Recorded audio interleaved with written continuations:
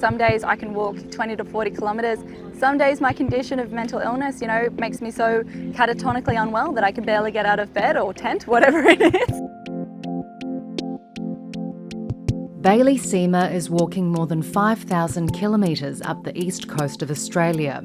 The 24-year-old from Newcastle lives with bipolar disorder.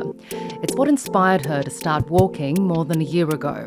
It's also been her biggest challenge while on the road. You can go from being cripplingly unwell to the most competent person almost overnight.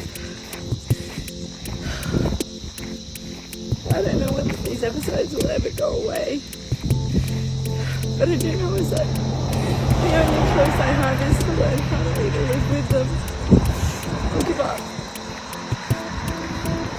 So I'm walking on a highway. When I got this diagnosis of bipolar disorder, it was quite crushing because I felt, that a lot of doors and opportunities had been closed on me. Later that year, was back in hospital and receiving ECT, which is electric convulsive therapy. I had this epiphany where I sort of went, there has to be more to life than this. There has to be more to life than just, doctor's appointments and hospitals and being unwell. So I'm going to do something grandiose to show myself and other people with mental illness that, there is a life worth living and, we are capable of achieving great things. So it was actually, when I was getting put under by an anaesthetist that I said to him, I said, I'm going to walk the east coast of Australia and I'm going to do it for the Black Dog as a fundraiser. And I remember this anaesthetist going, okay, sweetie, go to sleep. My dad dropped me 13 hours down at the most southern point in the Australian mainland. I had a pack named Monster. She was 20 kilos and the vein of my existence, honestly, for the first 7 months of this walk. But basically, I just had this plan that I just had to go north every day. It didn't matter how far it was, how many kilometres. It has been a massive year. As I'm sure, everyone could imagine doing 4,200 kilometres and half of that solo. It's been astounding, and there have been a lot of times that I honestly thought, oh my God, I can't do this. I have spent the last 12 months connecting with communities along the way, doing public access stuff for mental health in schools, community groups, mental health resources. It has been an absolute adventure. Lots of ups and downs, pun intended. But yeah, I guess that's sort of where it all started from, was actually from the lowest part, I guess, of my life. And instead of letting that, I guess, destroy me and my future, I used that hardship as fuel to get here. Dancing through the fire, 'cause I am the champion, and you're gonna hear me roar louder, louder than the lion.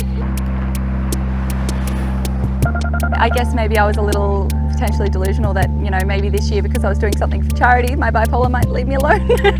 You can be really deflated because sometimes you feel, as though you are doing everything in your power to be well, and still getting sick is a really frustrating feeling. But yes, I've experienced a couple of depressive episodes, over this year. G'day everyone, I am here in Townsville and I'm making a little video. I always struggle with these ones because they're probably me at my most vulnerable, but I am depressed again, and it never gets easier. It comes and goes in waves, and it's here again. I kind of got to a stage where I was, really struggling, and, with me, for example, when I become badly depressed, suicidal ideation is just a part. It's a pretty common side effect of mental illness. And so that was a really hard decision, which was actually, I flew into Sydney and I actually went into a mental health hospital for a month. It was almost as though I felt like I was failing because I had to go back, right? But that, I guess, was the whole point of it. It was about demonstrating that there is, a life that you can live alongside mental illness, and it doesn't have to stop you from pursuing your dreams and passions. And I kind of developed this mindset where I was like, okay, I'm losing the battle to win the war, right? I'm going to get treatment so that I can finish what I started. And over time, I have realized on this journey that, getting help isn't quitting. If anything, it's being so determined that you won't quit. So my partner drives the support vehicle now that I'm up here in Queensland, so it's a high top troopy, and basically that has just been an absolute godsend since I got up here, like having access to water and food consistently, and you know, obviously emotional and psychological support that he provides on a day-to-day basis. He probably deserves a medal. When we kind of arrived in Cairns, it almost didn't feel real because it had always been such a distant goal for so long.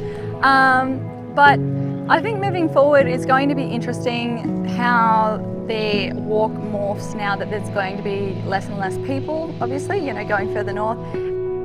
But yeah, pretty excited, but you know, again, nervous because we're nearly at the finish line. I used to get frustrated when people used to tell me that everything's going to be okay.